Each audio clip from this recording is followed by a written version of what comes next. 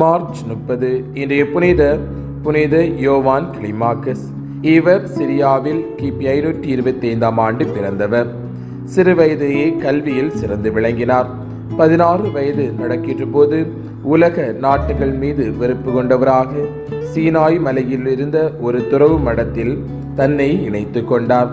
தற்போது அது புனித கேத்தரின் துறவு இல்லம் என்று அழைக்கப்படுகின்றது.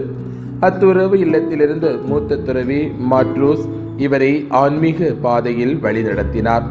மாட்ரூஸினுடைய இறப்பிற்கு பிறகு கிளைமாக்கஸ் தனிமையை அனுபவித்தார். அதன் பிறகு தனித்திருந்து அதிக நேரம் ஜெபத்தில் ஈடுபட்டார்.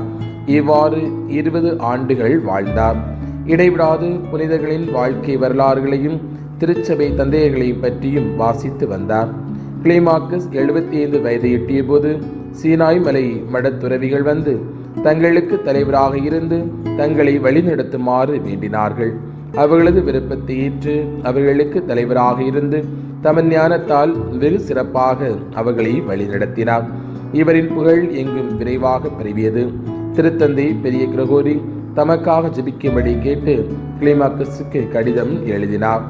தனது ஞானமிகு உரைகளால் எல்லார் மனதையும் கொள்ளை கொண்ட கிளைமாக்கஸ் எழுதிய நூல்களுள் விண்ணக ஏணி என்ற நூல் புகழ் பெற்றதாகும். இந்த நூல் 30 அதிகாரங்களை உள்ளடக்கியதாகும்.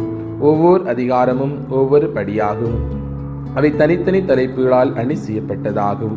இவை கிறிஸ்துவின் திருமுழுக்கு மற்றும் அவரின் பணி வாழ்வின் தொடக்கம் ஆகியவற்றுடன் தொடர்பு ஏற்படுத்துகிறது.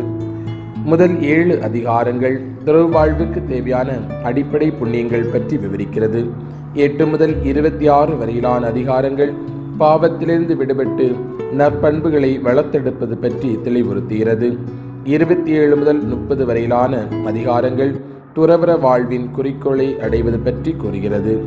ஏணிக்கு மேலே இருக்கும் சிறு பகுதியானது ஜபங்கள், நிலைத்தன்மை, ஒருத்தல் அனைத்திற்கும் மேலானது அன்புதான் என்பதை குறிப்பிடுகிறது.